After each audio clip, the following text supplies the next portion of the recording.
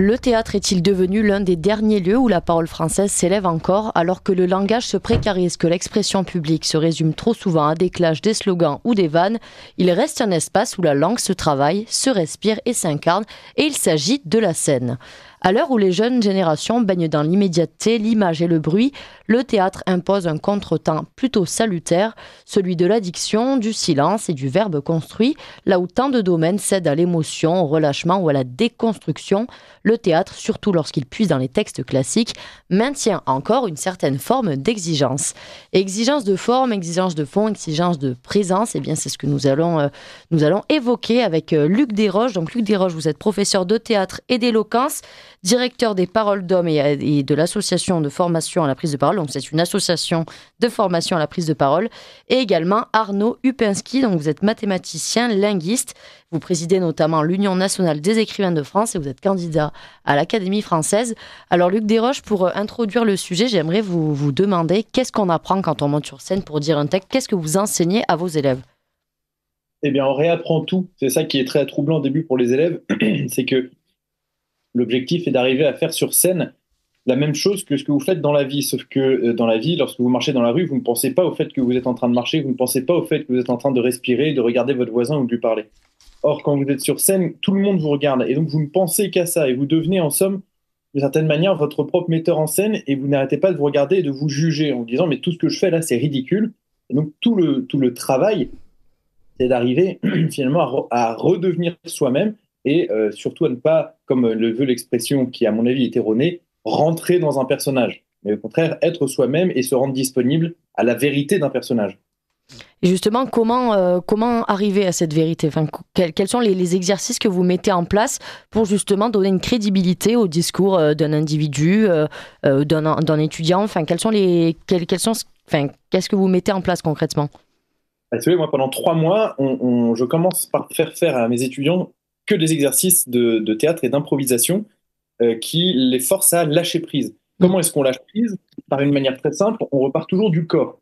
Dès que je vois qu'il y a un étudiant qui est trop dans sa tête, en fait, je fais en sorte que ce soit son corps qui soit très mobilisé, très stimulé. Et justement, on est dans une société, en France, qui est occidentale et donc qui est parfois un petit peu gênée, un petit peu coincée sur le corps.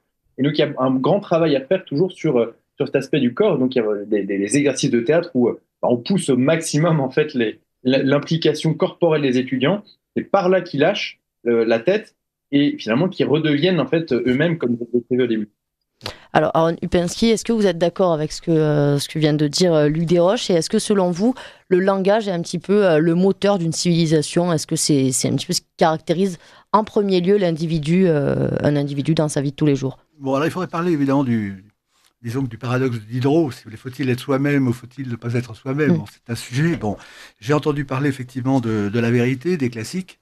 Et en fait, l'éloquence, puisque je suis candidat à l'Académie française, bon, d'abord, je vais vous dire, je vous annonce une bonne nouvelle, c'est que j'ai la solution à tous les problèmes. On verra tout à l'heure. Et qui est dans le titre de votre émission, La ligne droite. D'accord. C'est laquelle? Parce que s'il y a la ligne droite, c'est qu'il y a la ligne gauche. Évidemment. Et quelle est la différence entre les deux? Bon, j'espère que tu auras l'occasion de parler. Alors, je reviens maintenant à l'éloquence. Donc, le mot-clé, c'est Molière. Bon. C'est-à-dire, c'est le grand maître, c'est pas la langue française, c'est la langue de Molière. Pourquoi? Bien parce que Molière a joué à Versailles et qu'il a tellement impressionné l'Europe que c'est devenu la langue de Molière. Bon. Alors, par rapport à la vérité, si vous voulez, si on prend les missions de l'Académie française, c'est de donner des règles certaines. C'est très important, nous en reviendrons pour la ligne droite, parce que la ligne droite, ça permet... Et ce qui est capital dans Molière, c'est justement la question de la vérité au départ. Donc l'Académie française a pour mission le dictionnaire, la grammaire, la rhétorique et la poétique. Mais il n'y a pas l'éloquence. L'éloquence du verbe, c'est après rendre les choses bien acceptables, bien enthousiasmantes, d'enthousiasmer. C'est le 3e point, si vous voulez. C'est la représentation d'une idée dans la sensibilité. L'éloquence a un rapport avec le corps, parler, disons que la sensibilité. C'est qu'il faut... Bon. Et c'est pour ça que vous parliez du corps. Vous revenez au corps, donc le corps peut exprimer certaines choses. Bon. Mais ce qu'il faut savoir, parce que dans mon sujet actuellement, c'est le drame, vous l'avez dit au début, c'est que si, selon vous, la parole s'est réfugiée dans le théâtre, ça veut dire qu'il faudrait peut-être la rétablir ailleurs. Effectivement. Je vous rappelle d'ailleurs que sur la censure, la loi sur la liberté de la presse, dont on parle beaucoup actuellement, ne touchait pas le théâtre.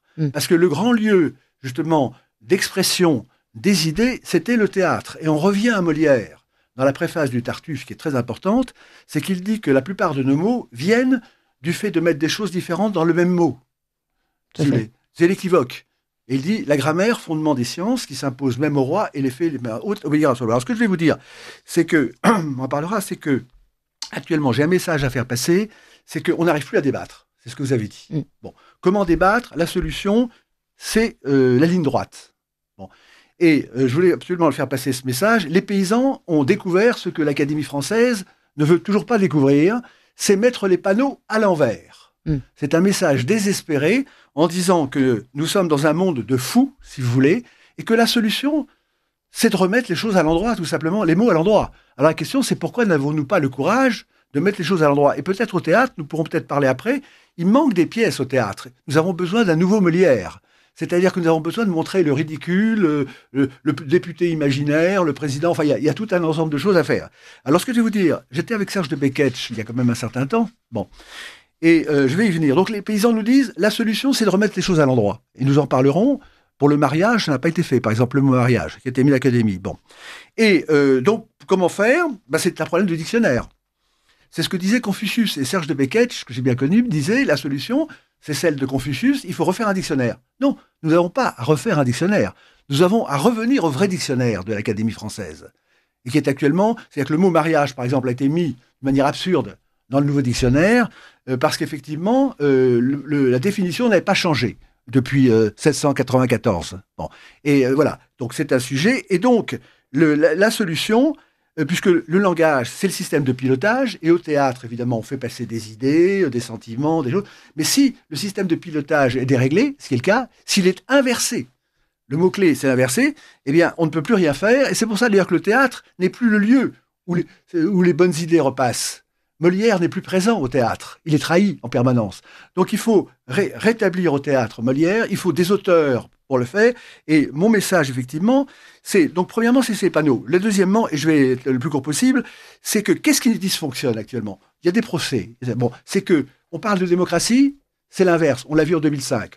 Ensuite, vous parlez de la liberté d'expression, procès. Donc, il n'y a pas de liberté d'expression. Vous parlez de procès, on le dit actuellement, on n'est pas entendu. Donc il y a un dysfonctionnement absolument général, et ce que personne n'a compris, j'écoutais hier Mathieu Bock-Côté qui disait d'une manière très intéressante, comment c'est-il que les pays de droite, il parlait de la ligne droite, si j'ose dire, comment c'est-il qu'ils ne détruisent pas toute cette juridiction qui empêche de parler? Et là, la raison, elle est simple, c'est que le dysfonctionnement de retournement se fait à la Révolution.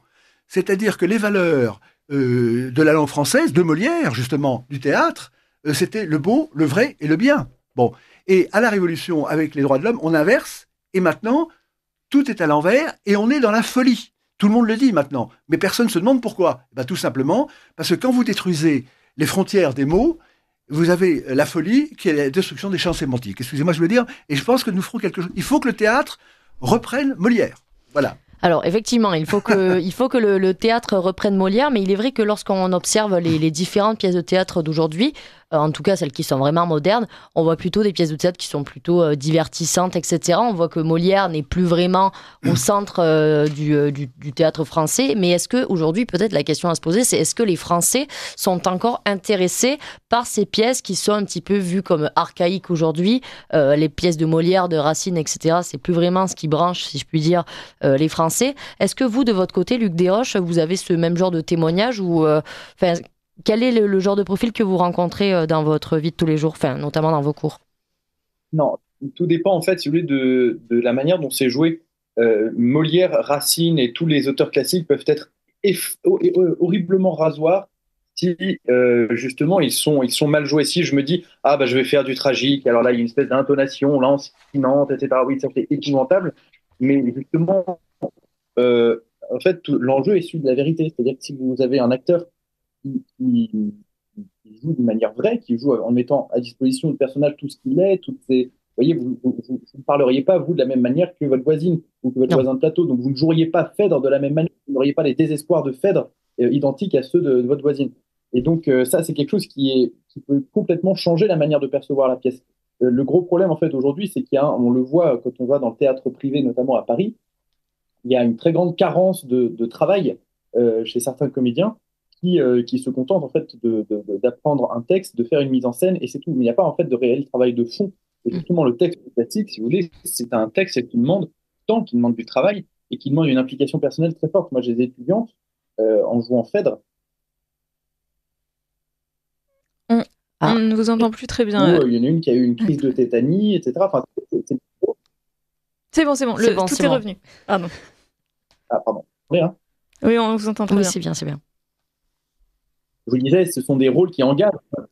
En faisant répéter Phèdre à des étudiantes, il y en a certaines qui quittaient parfois mon cours en pleurant sans comprendre pourquoi. Il y en a une autre pendant une représentation qui a été paralysée des mains, qui a eu une crise de tétanie des mains, parce que c'est des textes qui sont tellement forts, tellement puissants que si on les travaille réellement, avec toute l'implication,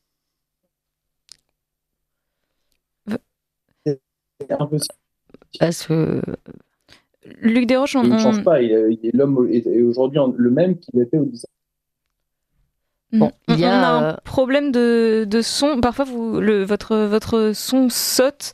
Votre connexion ne doit pas être optimale. On a un problème de son. En tout cas, j'aimerais revenir sur ce que vous disiez sur l'importance de la vérité. Enfin, à travers le théâtre, l'acteur, le comédien plutôt, fait ressortir la vérité de ses sentiments, la vérité du personnage qui l'interprète. Et il faut justement, pour faire du théâtre, il faut être éloquent. Qu'est-ce qu'être éloquent ? Il y a une différence entre éloquence et rhétorique notamment. Qu'est-ce qui est vraiment être éloquent ? Ça, c'est une bonne question, c'est la question piège. Être éloquent, c'est persuader les autres par le discours.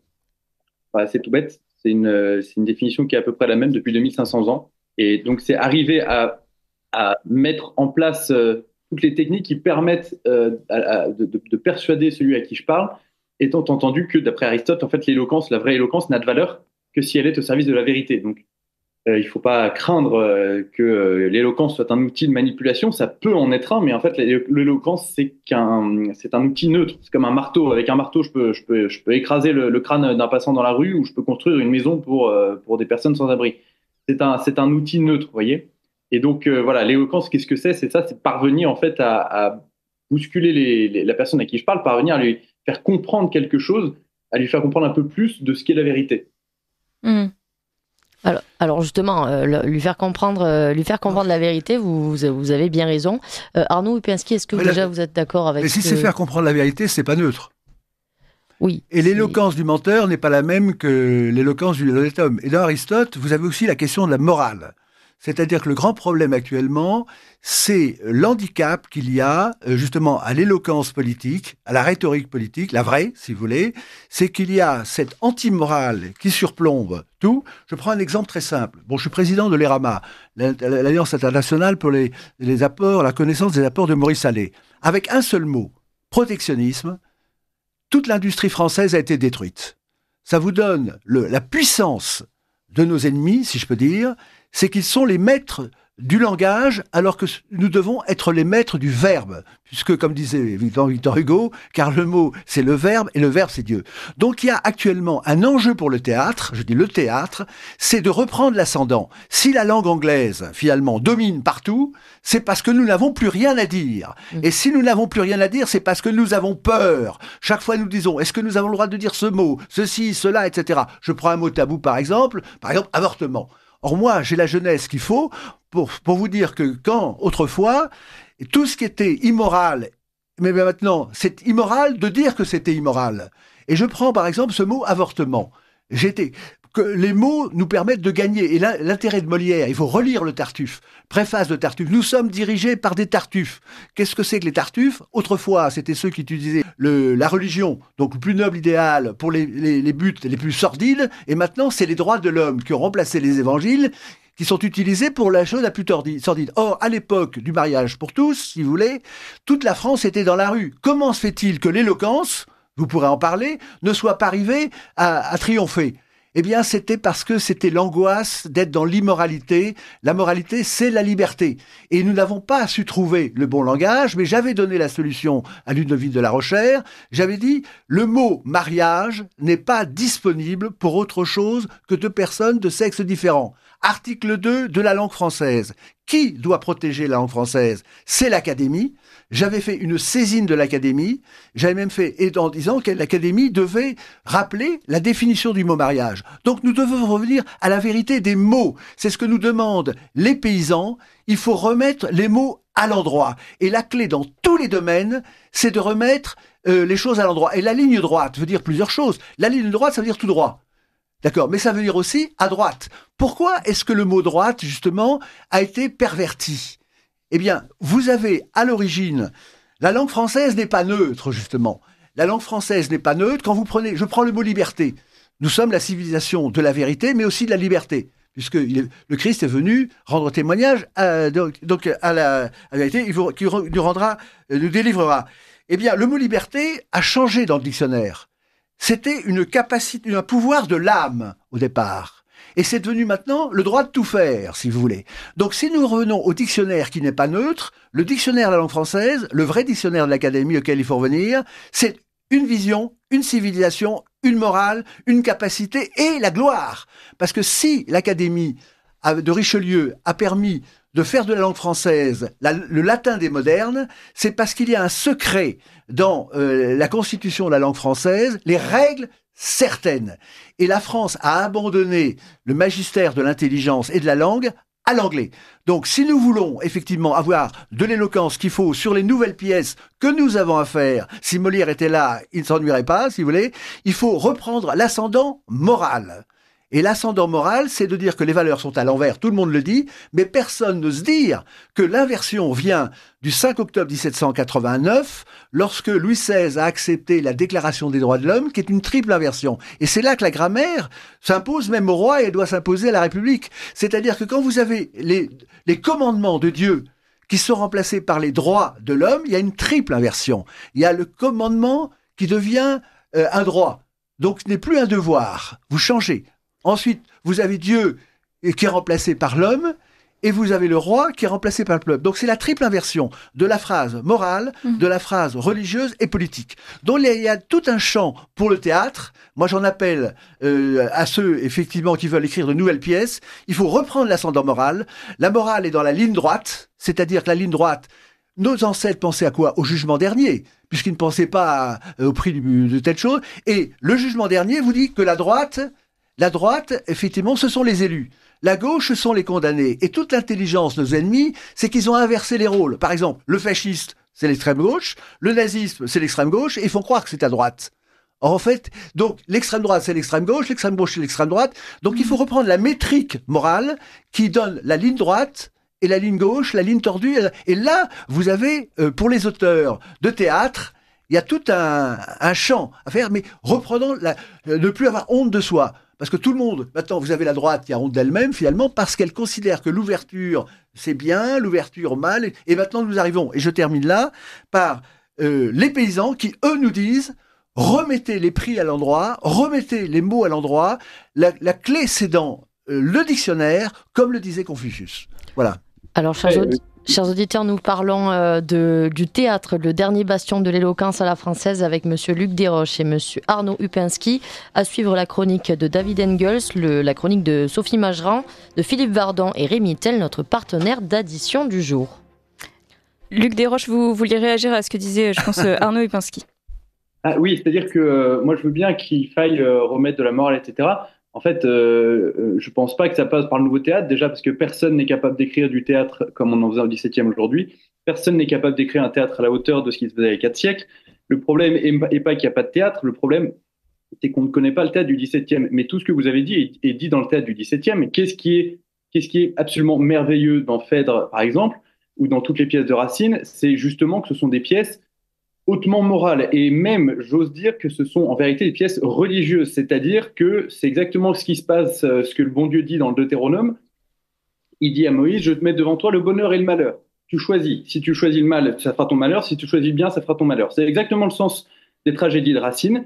c'est exactement ce qui se passe quand on voit Phèdre, en fait, qui essaye de résister au mal et qui finit par y succomber. Et il y a quoi au bout du mal? Il y a la mort. Donc en fait, tout cet aspect moral, oui, c'est très bien, c'est très important. Mais en fait, simplement, ça a déjà été fait depuis très longtemps.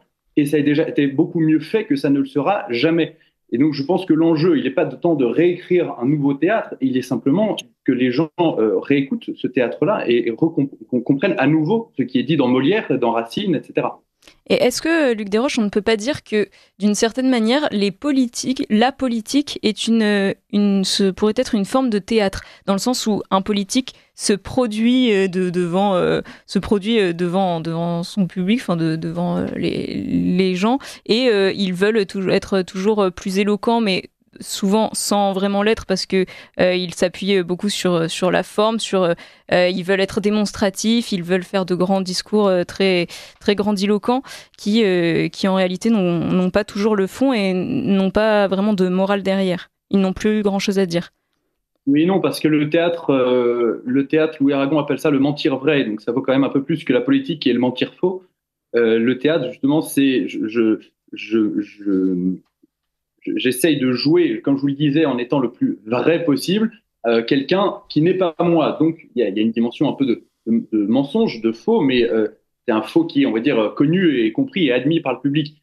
Mais c'est quelque chose, justement, qui a pour but, le théâtre, de faire comprendre à celui qui l'écoute un peu plus sur lui-même et sur le monde.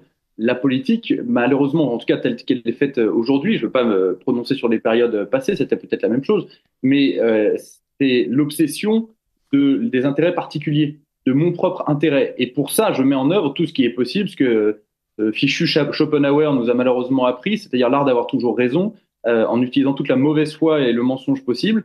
Et donc, pour moi, c'est justement le théâtre a aujourd'hui, en tout cas, beaucoup plus de noblesse dans sa réalisation, voire même dans ses objectifs, que la politique. Et justement, avec votre association Parole d'Homme, vous intervenez notamment auprès des personnes notamment qui sortent de la rue, et vous expliquez que le théâtre, auprès de ces personnes, a un vrai rôle de reconstruction, est une vraie aide pour qu'ils reprennent confiance en eux. C'est l'un des rôles du théâtre notamment? Bien sûr, parce que ces personnes-là, en l'occurrence, mais c'est le cas pour tout le monde, découvrent qu'elles peuvent faire confiance aux personnes qui sont sur scène avec elles, et elles peuvent faire confiance au public pour leur réserver un accueil bienveillant. Et c'est quelque chose qui est très important, parce que pour elles, c'est tout bête, mais il y en a certaines qui, par exemple, n'ont jamais été applaudies de leur vie. Et là, elles se rendent compte qu'elles sont capables d'apprendre un texte, qu'elles sont capables de le jouer, d'être crédibles dans ce rôle, d'être applaudies et de construire une pièce en collaboration avec des partenaires, que leurs partenaires doivent compter sur eux, donc ils doivent connaître leur texte, etc., etc. Donc, si vous voulez, ça les réinsère d'une certaine manière déjà dans une micro-société qui est la scène, où on doit pouvoir compter les uns sur les autres et on doit pouvoir, comment dirais-je, s'appuyer les uns sur les autres et donner le meilleur de ce que j'ai au service des autres. Est-ce que justement, Luc Desroches, selon vous, le fait que le niveau scolaire est en chute libre, hein, on le voit, l'orthographe des enfants également, la compréhension, enfin tous les textes entre guillemets d'avant sont perçus comme totalement archaïques et totalement déconnectés finalement de l'aptitude de compréhension et d'études des étudiants d'aujourd'hui, donc des jeunes d'aujourd'hui. Est-ce que selon vous, le théâtre serait peut-être la solution justement pour leur redonner goût à tous ces textes classiques, donc Molière, Racine, etc., tout ce qu'on a pu citer, tous nos dramaturges français, il y en a beaucoup, on est chanceux. Donc est-ce que, selon vous, le théâtre est la meilleure solution? Oui, mais tout dépend de qui en parle. C'est-à-dire que moi, au collège, j'ai détesté Molière. Ça me paraissait fade, ça me paraissait ridicule, c'était mal fait. Et au lycée aussi, parce que j'avais des profs de français qui n'étaient pas du tout passionnés et qui n'avaient eux-mêmes pas compris en fait le fond de ces textes-là. Et l'enjeu, je pense, est vraiment là. Oui, pour moi, je vous le dis clairement, il y a une clé de compréhension de la société, il y a une clé même de résolution de l'illettrisme montant, de l'analphabétisation montante en France.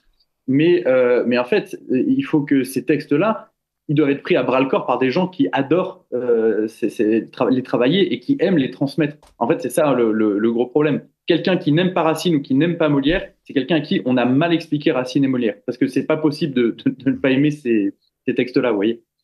Oui, justement, mais aujourd'hui, il est rare de trouver des jeunes enfants qui apprécient, donc comme vous l'avez dit, des Molières, des Racines, etc.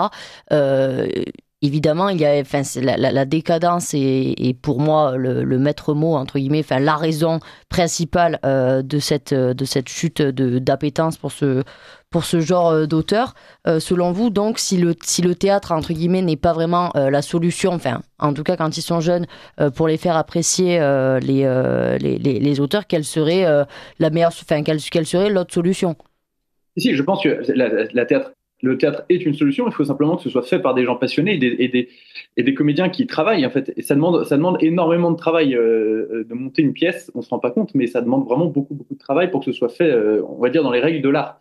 Et comme ça demande du travail, ça demande du temps, et le temps, c'est de l'argent. C'est le gros problème, en fait, qui se passe évidemment au niveau de la culture, aujourd'hui plus qu'avant peut-être.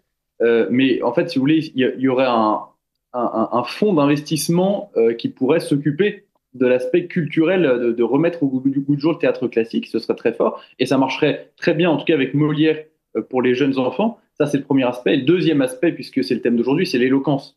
Aux États-Unis, par exemple, vous voyez, quand vient le lundi matin, tous les élèves doivent raconter leur week-end. Quand ils rentrent de vacances, ils doivent tous raconter leurs vacances. Si bien que depuis la maternelle, tous les élèves sont habitués à l'éloquence.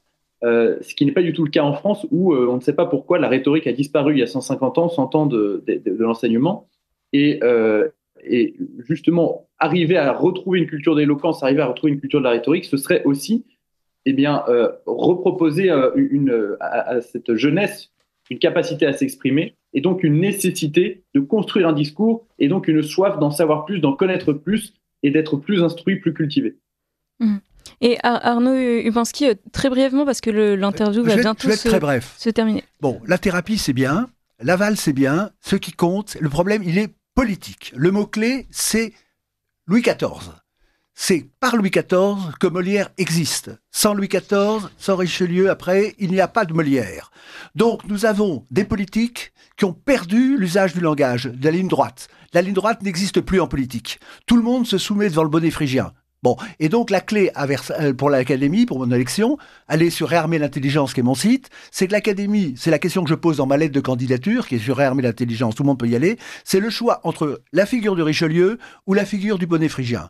C'est-à-dire entre la non-contradiction, qui était l'élément clé dans Molière et dans la civilisation française, et maintenant, c'est la non-discrimination. La non-discrimination, c'est la folie. C'est-à-dire que nous mourrons de la peur d'être accusés de discrimination. Donc maintenant, il faut faire sauter actuellement ce bonnet phrygien. Il faut revenir aux règles de l'Académie française et règles de Louis XIV qui nous ont fait triompher. Et c'est parce que nous avons abandonné la langue de vérité, les règles certaines, que nous sommes maintenant à la dernière roue du carrosse. C'est-à-dire que le classique a été supprimé. On ne peut pas inventer sans classique. Et je vous entends dire que personne n'est capable. Si Louis XIV, il a reconstruit le Parthénon, donc nous pouvons, l'esprit humain est éternel et le classique, c'est l'avant-garde. Il faut revenir à Molière. Voilà le message, c'est qu'il faut réarmer, actuellement l'intelligence, parce que nous sommes dans l'absurdistan par la langue, et la langue par les règles de Richelieu. Et voilà, c'est la clé, le réarmement, c'est le titre de mon site, Réarmer l'intelligence, voilà, c'est la clé. Et après, le théâtre, l'éloquence, évidemment, ont leur rôle à jouer. Mais si les politiques ne reprennent pas le pouvoir du langage, nous sommes morts. Nos ennemis sont les champions du langage mensonger. Et la clé, c'est d'oser, effectivement, décoiffer le bonnet phrygien et remettre Richelieu à sa place. Luc Desroches, avant de conclure. Si, je sens que vous... Non, oui, très bien. Je suis d'accord avec ça. Non, mais c'est vrai que il n'y aurait pas eu Louis XIV, il n'y aurait pas eu Molière, c'est tout à fait vrai. C'est vrai que moi, je parlais plutôt d'initiatives privées, parce que je pense que je suis beaucoup moins pétri d'espoir envers l'État et la possibilité que l'État puisse faire quoi que ce soit auprès de la culture aujourd'hui. Le problème, c'est que dès que l'État met les pattes dans sa culture, on voit ce que ça donne. Et donc moi, je suis plein d'espoir, beaucoup plus envers les initiatives privées qu'envers l'État aujourd'hui. À mon avis, il n'y a plus de Louis XIV et malheureusement, il n'y en aura plus. Mais après Auguste, il y a eu Louis XIV. On n'a plus beaucoup de temps. J'aimerais poser une toute dernière question, vraiment de conclusion en quelques secondes, Luc Desroches. Comment être éloquent, justement, comment remettre cette éloquence dans notre vie de tous les jours? En multipliant premièrement les occasions de parler en public. Ça, c'est la première chose, voire de parler tout court. C'est-à-dire que moi, j'encourage tous vos auditeurs à parler tout seul. c'est en parlant tout seul à voix haute, que ce soit chez soi ou dans la rue. Alors dans la rue, je vous conseille de faire semblant de téléphoner, comme ça vous ne passerez pas pour un fou, vous ne serez pas enfermé. Mais multiplier les occasions de parler tout seul, c'est donner en fait la possibilité à votre pensée d'entendre votre voix, d'entendre vos paroles et petit à petit d'apprendre à vous structurer. Ensuite, c'est l'obsession, si vous voulez, d'avoir toujours un message qui soit clair. Une fois que je dois prononcer quelque chose, un discours, avoir un message, c'est-à-dire une petite phrase qualifiée. Je ne sais pas, par exemple, oui, j'ai une étudiante qui a fait un discours récemment, c'était « Le cinéma détruit notre conception de l'amour ». Voilà, ça c'était son message. Et donc, avoir un avis, quelque chose de tranché, un message qui permette en fait de construire après un discours cohérent. Et ensuite, simplement, passer beaucoup de temps de travail, beaucoup de temps de préparation, puisque tout ce qui compte dans l'éloquence, enfin ce qui compte énormément, c'est la préparation et la capacité à parler sans papier. Eh bien, écoutez, merci beaucoup Luc Desroches pour toutes ces précisions. Merci également à Arnaud Upinski. Donc Luc Desroches, je rappelle que vous êtes professeur de théâtre et d'éloquence, directeur de Parole d'Homme, une association de formation à la prise de parole. Et Arnaud Upinski, vous êtes mathématicien, linguiste et vous présidez notamment l'Union nationale des écrivains de France et vous êtes candidat à l'Académie française. Merci à vous deux et au plaisir de vous recevoir bientôt.